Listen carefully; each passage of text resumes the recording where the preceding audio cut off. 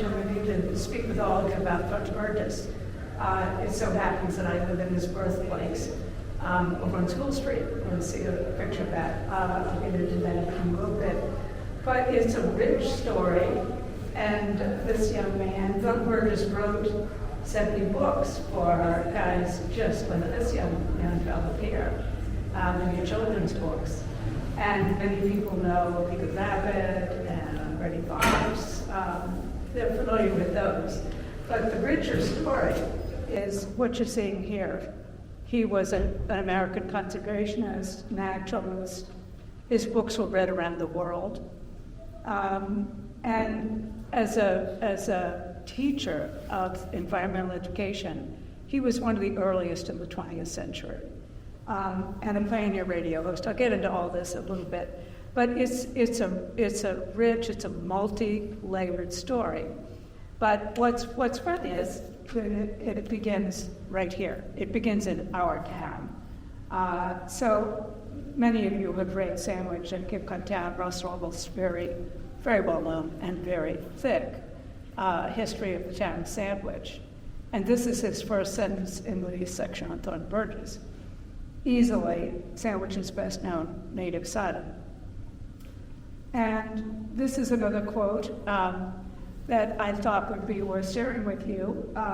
So the prestigious director of the new National Zoological Park said that this is a name in the United States that must not be forgotten. So, I mean, this isn't a minor character. This is a major person in really American conservation history. And he goes on an active upon the necessity of public awareness of conservation about wildlife and environment. How timely. Thornton Burgess was writing in his first children's book was 1910. So many of the books still in print are 100 years old. And how timely, if he's credited with being a proponent of public awareness of conservation and wildlife. So this is a lot of reading, I know. And I confess, I absolutely love this quote. He begins, I'm a Cape Codder by birth and by inheritance through a long, unbroken line of ancestors. Thornton Burgess, born here, but extremely proud of the town of Sandwich, extremely proud of his ancestry back to the earliest days. So I was thinking, as a writer, how can I shorten this up? It's a little bit long for an audience to wade through. And I thought, I love every piece of this. I love it all. In this place, there's something elementary: pounding surf, shifting sands, the taste of salt, the flash of sun, mingled spells of salt marsh, salt hay, stranded fish. We on Cape Cod, don't we know all of these things? These are all familiar to us. The whistling of shorebirds, the rise and fall of the tides, and the resinous odor of scrub pines. But this is one of the reasons I'm giving this talk. It's the next sentence. In this atmosphere, I was born and spent my childhood. I had one year of it was not then that the pattern of my life was set. So this town is a seminal influence on a man whose books were read in Japan and in England and far-flung places. They were read by children in Braille.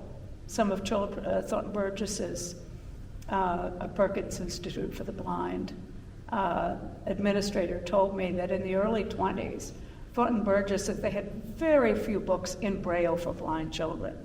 Thornton Burgess had 3 books among the very few that were available for blind children. So the scope of his readership over all these years is significant. So let's get on to Thornton Burgess's life here in Sandwich. So this is where he was born, the second house in from the right there, the one in the middle with the porch on the front. That's the house Thornton Burgess was born in a snowstorm, January 14, 1874. So this was 9 years after the Civil War ended.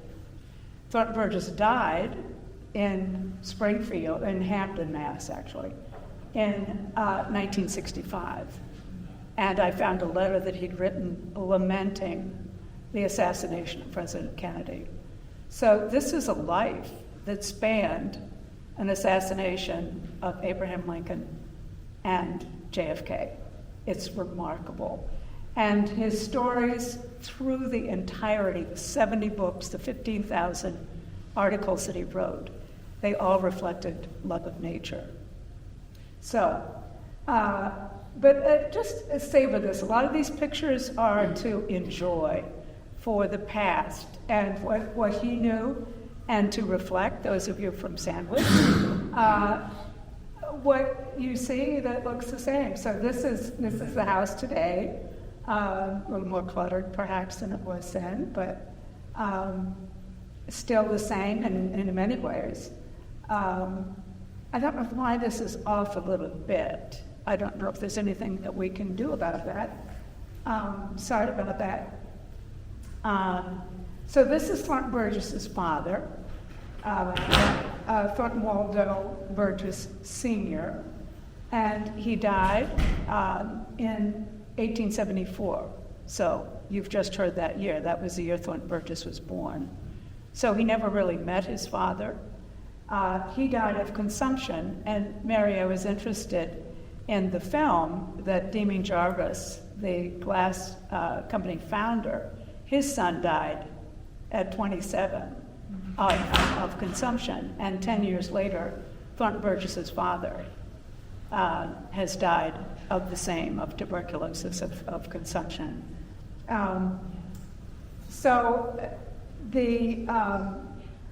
This is an individual Thornton Burgess never met, but the account here, which we can't read too terribly well, but he was described in a newspaper account as one of our most prominent young men, beloved and respected by all who knew him, in both social and business circles, and left a large circle of relatives. This is one thing that was important, critically important to Thornton Burgess, was the large number of family members here, both he and his mother, who's depicted here as an older woman. This is Caroline Burgess. She was 22 when her husband died. So she was widowed and with a baby to take care of. The resources, she had no resources except for one, and that was her family.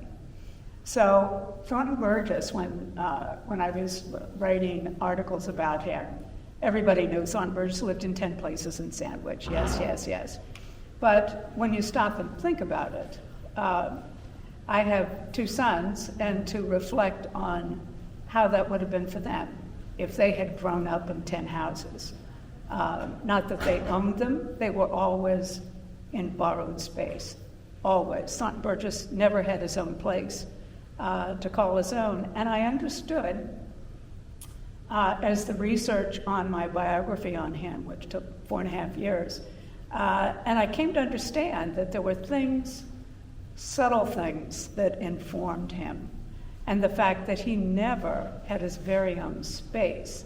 And always he could be comfortable, but he had to be careful. He had to be alert. He had to be wary to the needs of others. Well, who else would that be describing? The wild creatures he was writing about. Every animal has to be careful, has to be alert. So Thornton Burgess had an unusual sensitivity, I think, that enabled him to write about wildlife. But this woman, Caroline Burgess, she was a figure, she was a rock in his entire life. They were very close. He did, as a boy, what he could to help her out financially, and I'll show you some pictures on that. But she was a wonderful person, and she gave him what he needed. She gave him love, security, and if you've read any, how many of you have read any of those books? Okay, a few of you have. So you may remember the couplets that begin the chapters, and they're always some kind of wise piece of advice. I feel like he channeled his mother when he wrote those. I mean, those were his values too. But Caroline Burgess supported her son with encouragement about how to live his life from the time he was a boy. And those couplets represented really her wisdom. So this is Thornton Burgess at a little guide here in Sandwich. So when I was writing the biography in the house that he was born in, I looked across the street to a vacant lot where the school is. I'll show you a picture of that. And the streets that I walked in to get over here, those are streets he knew perfectly well. I passed houses, and we all do, houses Thornton Burgess passed. When he was this age, when he was a young guy, and through his life he would come back to Sandwich. So he knew this town, the town we know, he knew extremely well. So here's something else we know extremely well, the boardwalk, we love it. He has in his autobiography, and I describe in my biography, a story he tells of being 5 years old.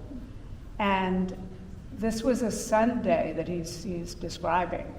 And everyone in the town is not going to church. This is extraordinary. Everyone in the town is heading out over the boardwalk out to the beach. And Thornton Burgess, clever writer that he is, never says exactly what it is everyone's going out for until he describes as a little 5-year-old guy crossing the boardwalk with his cousin, getting out there, coming up to the dune, the top of the dune, and looking down. And what do you think he saw? If I gave you many guesses, you wouldn't guess. He saw a 74-foot blue whale that was on the beach. It had been harpooned back in these days when Thornton Burgess was a boy. There was harpooning and whaling, and the Provincetown whalers had hunted this whale and had wounded it, and it washed up and died on the Sandwich Beach. But I mean, Mary, how long is 74 feet? I mean, is it like that wall right there? It's huge. It's huge. So he describes just this monster before him, this little boy, and the sound of the whalers working on the whale, cutting off the whale, right? But the boardwalk was an important piece of this town, just as it is today. And here we have C.C.P. Waterman. His association with the Blast Museum was important. He was a business partner with Jimmy Jarvis, and he was also the clerk and the fin master. Well, one of the people that Caroline Burgess and her baby turned to after she was widowed was this man, was C.C.P. Charles Waterman, who has a lovely big house on Main Street. If you walk along Main Street, you'll see the plaque there. But he took them in, and they lived with him for 6 years. After that, they moved with his grandparents, Charles and Ann Burgess, and these were the parents of Thornton Burgess's father, who had died of tuberculosis. So if you know the village, actually, if you walk out of the Glass Museum to Main Street and then up kind of around the corner and down Main Street a little ways, you'd be coming to that intersection of Main and Jarvis. And the Village Inn, right there, I'm going to show you a number of pictures of that area. The Village Inn was their house back in the day. And Thornton Burgess lived in that house, now owned by Chris Wilson as an inn. But he lived in that house. And so here's a picture of that house, the seal, which we all know and love, there to the right. You can't see it, but this is this wonderful big old house, and there's if you look at the writing there, and the lowest writing that says Thornton, and Thornton Burgess is on a little bicycle there, and the other people are relatives. So this is another view, just to share with you what Thornton Burgess knew and experienced. It looks familiar, except there are some definite differences. The posts that you see would have been to tie up horses or wagons, and you look down the street here. See the house there on the right? That's the house that we were just looking at. That's the Village Inn now. And so this was an area that Thornton Burgess knew very well. And when he was a boy, they used to close off Jarvis Street, and they would have horse races. So people in Cotuit and other towns would challenge, they would have their trotters and their pacers, and they would challenge the horse owners here in town to a race. So it was, I figured it out in this, maybe half a mile from here, this intersection, straight away, you'd be going past what's now 6A and down to the railroad station. So that was the raceway. So here, this is a charming picture because you see the horse and buggy, and you also see cars.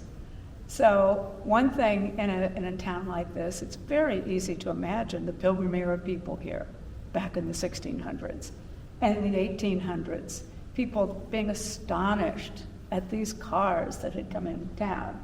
And Thornton Burgess would have been among them. He would have seen the early cars here. And on his building on the right there, that's where the Seal and Modern Vintage, so the shops are right there.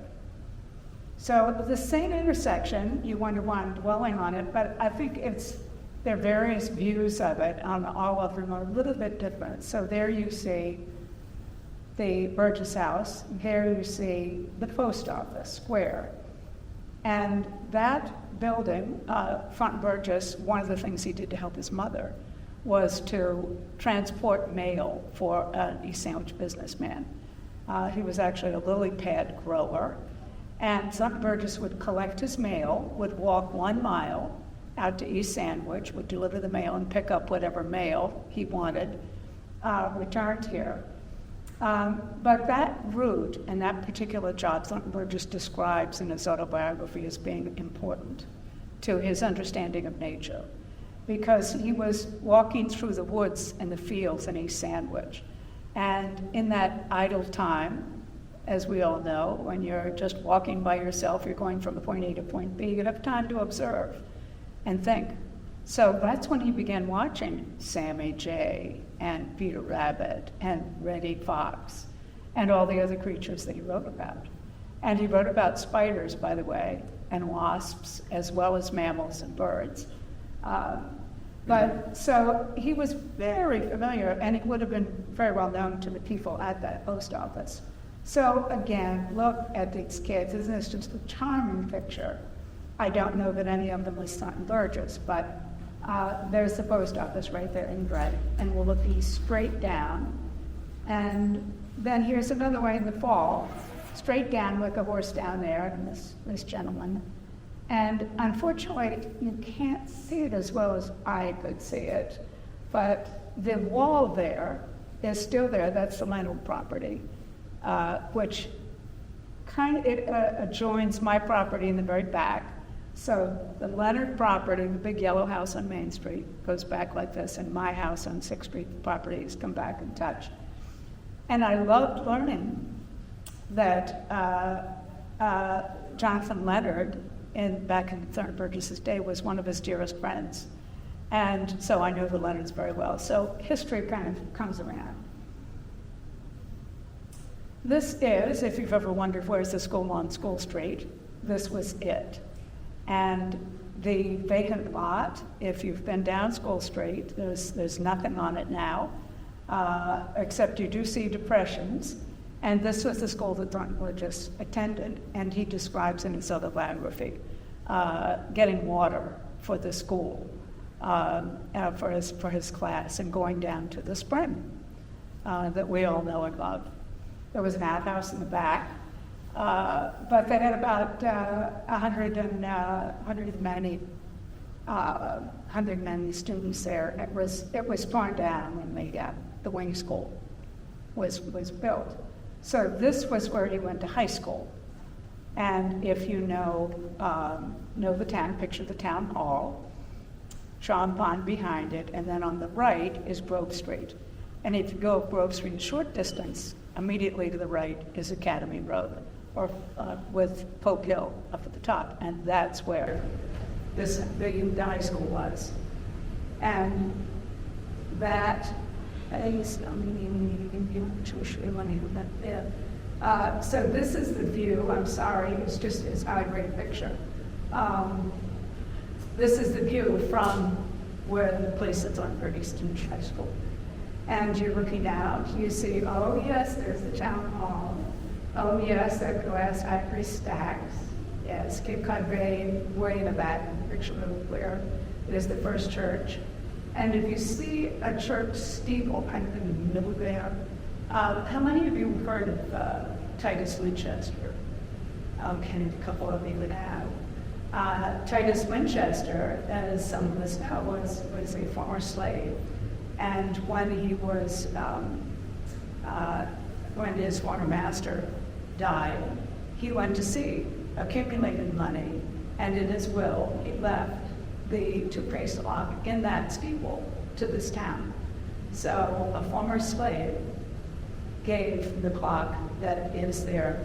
I'm not positive, I couldn't say, but I'm really 100% sure, maybe 75% sure. But it's quite a wonderful history. This is one of his dear friends, and one of the things about Thornton Burgess was he retained friendships. So they were friends, they retained correspondence their whole lives long, and had a great teasing time together. So this is a picture of Thornton Burgess, 17, graduating from high school, and he looks like he's wondering what he's going to do with his life. Yes, indeed, he was.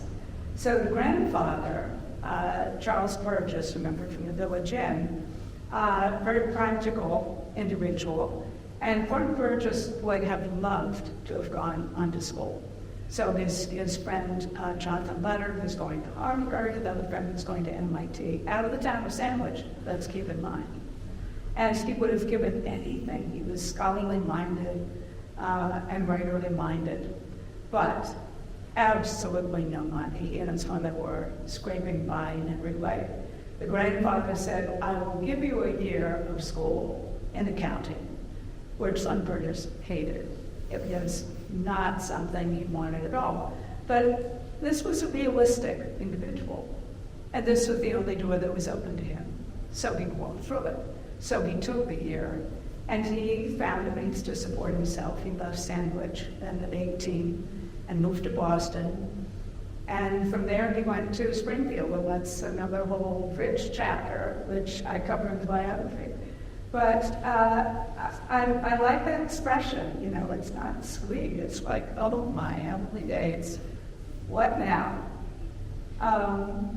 So this is the building we know and love. There's the town hall, and it's fun to know that Thornton Burgess's parents probably got their marriage licenses in that building. And in the second floor, they had the reception for his high school graduation. I think it was 1890 or 99. So here's a view of Champagne at the end, and some of you may know that there was a tea room there, but before there was a tea room, there was a factory.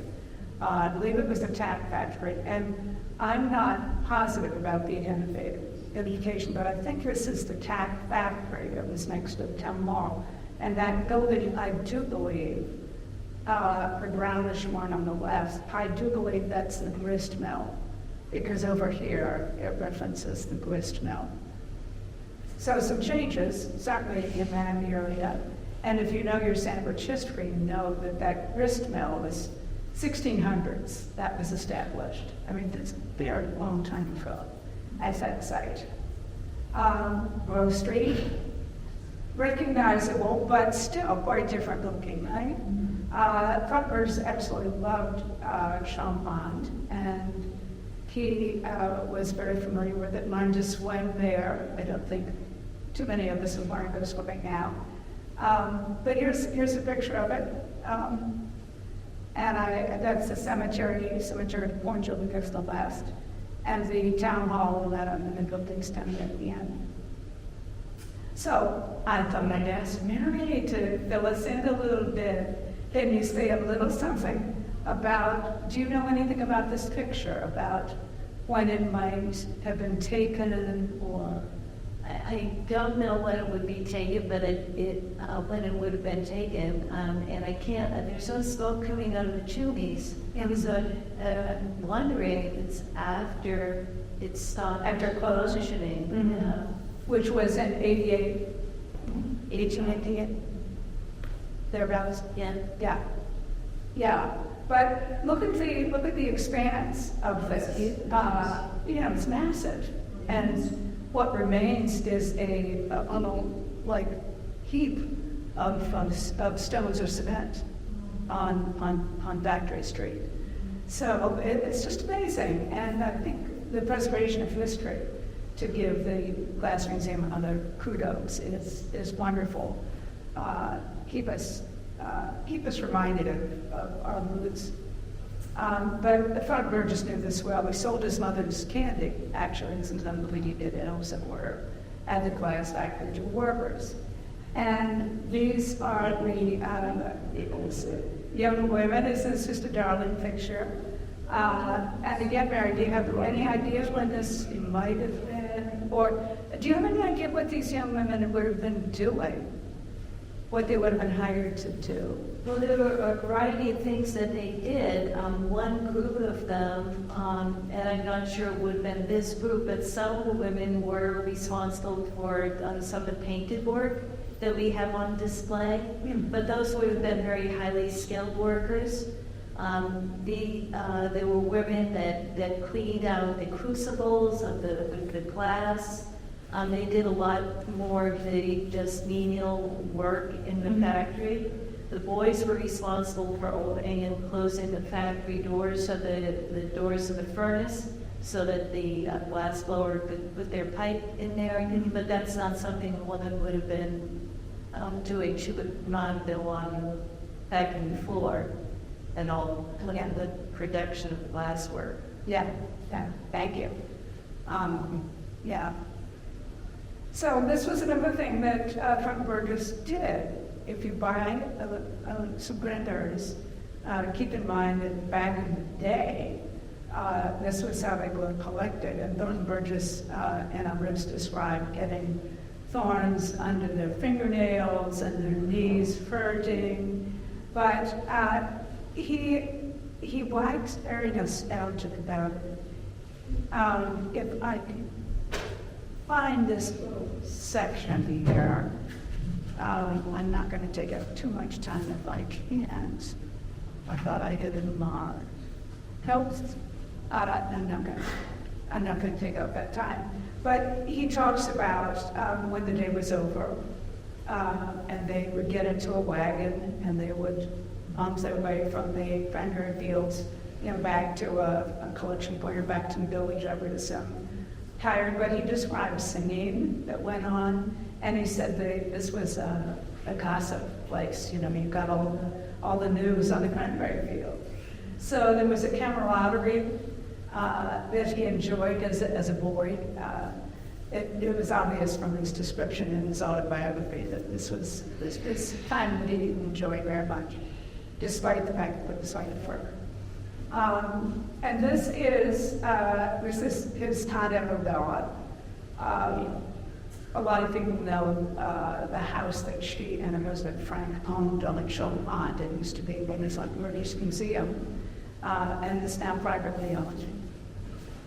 But in the autobiography, I described two people who were what I call, were animal whisperers. And they were individuals who demonstrated on purpose for them a relationship with animals. And Arabella Burgess was quite extraordinary. She has all manner of animals in her house, but she was known to wave her fingers in the pond behind her house, and eels would come, and fish. So it wasn't, there was a mystical sort of a piece of this, but the demonstration of having a relationship, breaking that barrier. David Brower was one of the founders of Sierra Club, and he mentions just that. He has a full chapter on Thornton Burgess. David Brower does in his autobiography. And he mentions, if you want to learn about breaking that barrier, Thornton Burgess is a place to learn that. Well, Thornton Burgess had this demonstrated for him by Arabella. And let's see here, this East Sandwich. You can see the old car there, Greenbrier. So a lot of people think, you all know where Greenbrier is? You know what it is, yeah. A lot of people think Thornton Burgess lived there. No, he did not live there. It was owned by his friend Ida Putnam. And she started the Jam Kitchen in a mother's house in 1901.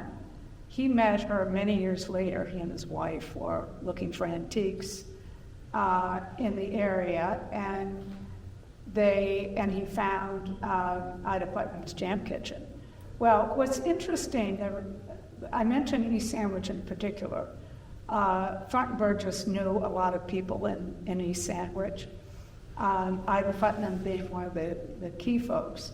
But Ida Putnam ran this jam kitchen, and one of the people that she met in the early 20th century was a young woman who was cooking for one of the wealthy people in East Sandwich. And her name was Fanny Farmer, the Fanny Farmer. And so it's quite likely that Ida Putnam, at her jam kitchen, developed some of the recipes that she used with the help of Fanny Farmer. They were great friends. So life is just interesting, isn't it? But it's a very sweet spot there, Greenbrier is, and I hope you all take the opportunity to go out there. This is Alice Conan, and she is an East Sandwich person too, I think. You may know that Thornton Burgess wrote the book Friends in Fur about her, but I thought she was much older than me, but not that much really. But he met her again when he was older, and he was absolutely fascinated. She was one of these animal whisperers too. And there are so many pictures. So here she is in her woodshed, sitting in a chair with a bowl of food and 2 raccoons. Well, there are pictures of her with 2 skunks sitting there. And Thornton Burgess recorded the fact that at one point there were 22 preachers in her woodshed. And he also made the point that there was no fighting. There was something magical, really. And Alice Cook she loved the wild creatures. So these were raccoons and skunks and woodchucks who would come in. There was a cat door, and they would come in. So it was very special, and it was a dear and precious relationship to Thornton Burgess. These are some other East Sandwich friends. If any of you know Susie Lott, she worked at Greenbrier for a very long time, and that's her as a little girl. But her mother worked with Sandwich Glass, Nina Sutton, and she took old fragments. I don't know, Mary, do you have any pieces here by any chance of jewelry by Nina Sutton? Not at the moment, but we will do an exhibit of Nina's work. Her granddaughter came in and is offering us a collection to put on an exhibit. Oh, how wonderful. Yeah, that's great. Yeah, that's great. Well, the reason for having these pictures is this is a piece of Thornton Burgess, his retention of this place, of Sandwich, and the family and the friends who were here. He didn't just make it rich and move on, No. He retained his work of this place and these people who lived here. So after Sandwich, this was his wife. I realize we're switching around a little bit, but so his wife took place in his younger life here. He left at 18, and this is Nina Osborne. He married her. I feel this was the love of his life, but the patterns of life it can be inescapable, and just as He had lost his father and never met him. His son also lost his mother. Nina died shortly after childbirth, and they'd only been married a couple of years. So it was a tremendous sadness. And in my blog, Said and Done, I wrote about this man with this tremendous depth of feeling. Thornton Burgess grieved Nina terribly. He remarried this woman, Fanny. But I'll just share with you as a biographer what you learn accidentally. So I had Burgess's journals, and when Fanny died in 1950, he began to write at the top of a page, "I'm glad I belong to you." And I didn't know too much what to make of it. I wasn't entirely sure who was quoting, himself or his wife, who had just died. And turned the page, and there it was in the next, and the next, and the next, and the next, and the next. So I continued to see how long he would write, "I'm glad I belong to you." A full year, he wrote those words at the top of his journal entries. And to me, he was holding her close to him. That's why he did that. And it speaks to who Thornton Burgess was, our sandwich guy. And I say desperate choice, a solution, not a career choice. Absolutely not. He was a journalist in Springfield, very successful. When he remarried Fanny, she was a widow with 2 teenagers. He had his young son, he had his mother, himself, a new wife, and 2 teenagers to support. He'd been working for, as I recall, about 12 years at Phelps Publishing in Springfield. Very successful, solid job. Walks in, on his desk is a piece of paper saying, "Your services are no longer needed. You have 2 weeks to leave." He'd been fired, and he had just married again 2 months before. So it was, you can imagine. So again, what is he going to do? One of the things, he turned to his writing. He was a proven writer.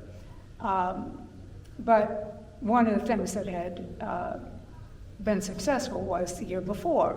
1910, Old Mother West Wind was just a collection of little stories that he'd written for his son.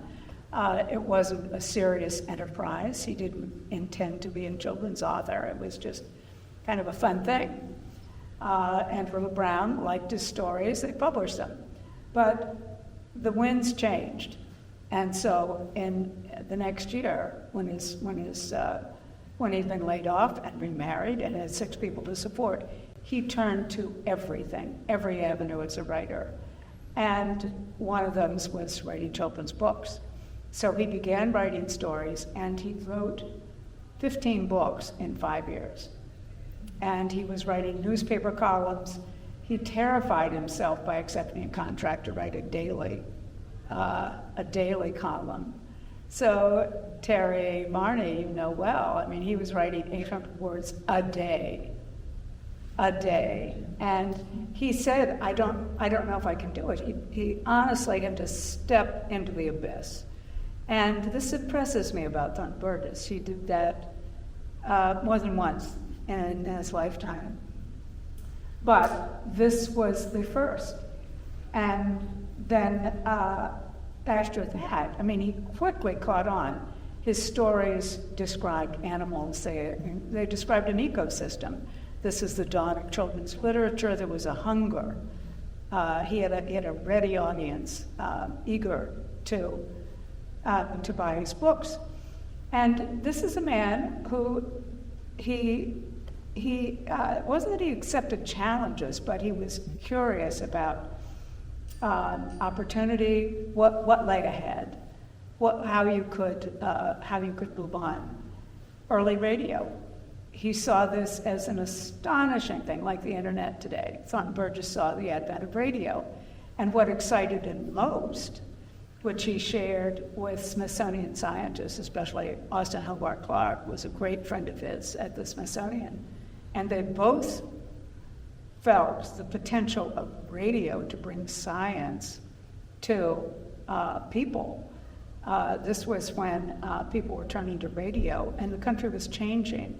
The agricultural quality of the country was changing, but people were familiar. They understood nature. They understood the outdoors and wildlife, and had questions and questions. So he set up a radio program that began with just reading stories. But then he developed this Radio Nature League.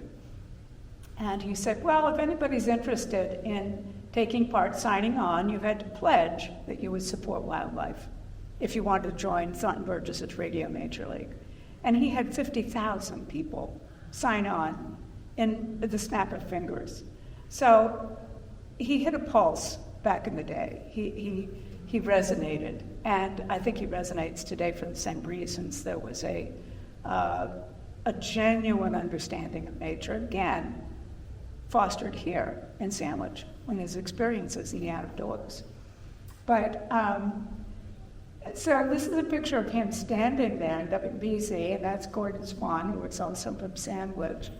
And he had no clue what he was doing. He describes this in his autobiography. He was terrified. How far away do I stand? How loud do I speak? Plus, there was no one in the room, and he was an accomplished speaker at this point.